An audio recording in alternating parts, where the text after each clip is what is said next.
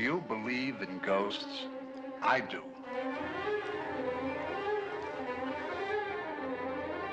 I was 10 when the movie came out. We were all hooked on horror movies at that age, and this seemed to be right up our alley.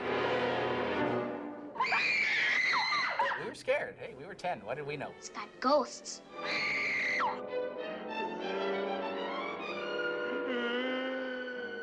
Castle, first and foremost, was a showman. I'm William Castle, and I feel obligated to warn you about the next attraction you will see at this theater.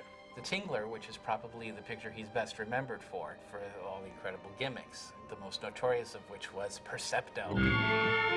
Following the success of The Tingler, Castle went on to make 13 Ghosts. This house is not a gift, really. It's a burden. Perhaps a curse. They basically knocked together a very simple but, effective story about a family that inherits a haunted house. Ghosts. You inherit them, too. There's a chef who apparently catches his wife in flagrante delicto. And the little kid who seems to have an understanding of the ghost says, Now Emilio's through. Then there's a lion tamer who gets his head bit off. And then there are 3 or 4 ghosts who are sort of flaming, and then they sort of become a big blazing pinwheel, like that. And Dr. Zorba himself is the 12th ghost. The character of Dr. Zorba. Boy, this is really a horrendous-looking creature. The idea was the 13th one was somebody who was going to die and become that 13th ghost. Death tonight. To one of you. Those little dollops of creepiness were added to the effectiveness of the picture, at least to, your basic 10-year-old. I was 16 years old, and I got this invitation. Telegram for you. To a press conference for William Castle. When he walked in that room, it was like a rush. It really was. It was like seeing a movie star. But he was very friendly. He was very open. He was very receptive. Castle made you feel like he was one of the guys. They were looking for 13 of us kids who would like to ride around on a float for 2 days to promote the movie. We got on this float. We drove all around the city. There was a recording playing on the float. My name's William Castle. Do you believe in ghosts? I do.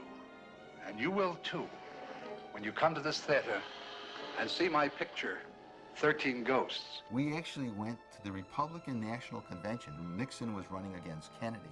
And we went in there promoting Kennedy, running around in these outfits and with these placards, shouting, Nixon, Nixon. I met William Castle several times out here in California, and I mentioned that I was one of the kids on the float. He was flattered and he was kind of touched that somebody from that float actually came out to California. And he's been here in Los Angeles all these years and didn't let me know? Martin Milner, who at the time was probably the biggest name in the cast, he had concurrently a hit TV series in Route 66, and then later on had another hit TV series, Adam 12. That was one of the surprises in the movie. He's playing the usual Martin Milner type of character. I keep your secrets and you keep mine, okay? Most of his career, I think, his early career was spent playing teenage love interest. I wish you and your family were staying somewhere else. This place gives me the creeps. And he's a killer. Ouch! You're hurting! And then the little boy, Charles Herbert. I'm Shrek! The lead actor is Donald Woods, who for some reason gets like 5th billing. Now, he'd been a good, solid character actor since the 30s. You want some cake? Joe Morrow had just done 3 Worlds of Gulliver for Ray Harryhausen. You should get out of this house now. Tonight. Margaret Hamilton is a housekeeper who may be a witch. Told ya. She's even got a broom. In 1960, The Wizard of Oz really hadn't become the cultural landmark that it is now. It was in the infancy of its annual CBS run, so it was still fondly remembered, but not to the way it is today. So the joke actually works better today. She played it brilliantly. You really are a witch, aren't you? With just the right glint of twinkle in her eye. Ask me no questions, and I'll tell you no lies. And then at the end of the picture, when she takes the broom and does this little thing with the eyebrows, it's sort of like one final wink at the audience. And it's a wonderful performance.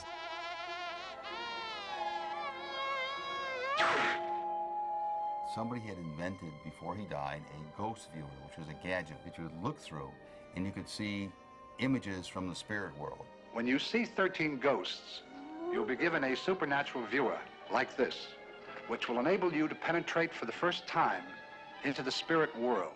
He didn't know what his gimmick would be until one day he went in for an eye test, and they were moving the lenses around. This better, that better. And then he realized, ghost viewers. And it's basically just the use of different colors. I mean, he had made 3 3D movies already. The first one, and clearly the best, was Fort Ty. There were a lot of things thrown at the camera. So, I mean, he was certainly familiar with the concept of using glasses and refracting colors. Illusiono, which is a process by which you saw these ghosts with this ghost viewer, actually did work.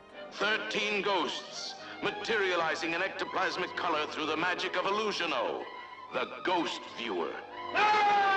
One of the characters would prepare to put on the glasses, then you'd see the bottom use viewer, then we just, you know, do this. Now, it was a red and green process that was on the film, and the red would filter it out. Castle, in his genius, gave you an option.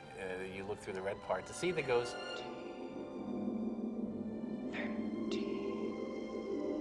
And you look through the blue part to not see the ghost, which was, of course, brilliant because he was giving you an option that basically didn't exist. Because who in his right mind is going to go see a movie called 13 Ghosts and not see the ghost? It's nuts. But it was a neat gimmick because it's the idea if you get real scared, well, you can look at the other way and you won't see the ghost. And if you didn't look through them at all, you'd see the background and the ghost. So you don't need to wear these at all. I think this is just another one of those dumb come-ons. But look, it has survived. All these years, people have saved these. And I think that's probably just exactly what it was all about. I think Castle, being the showman he was, knew that none of this stuff would scare anybody, really. But it was fun, because you can walk out with one of these, for one thing. What a great thing to talk about later on. And you almost get the feeling that he came up with these ideas for the scenes, the ghost viewer first, then the scenes for the ghost viewer, and then maybe wrote some kind of a old dark house type plot around it to tie it all together. It was the total experience. It was, in a way, sort of a kind of an interactive movie. It was activist filmmaking. It's enormously appealing. He was a real hype master, but he mainly, I think, what he really wanted you to remember the most is his name.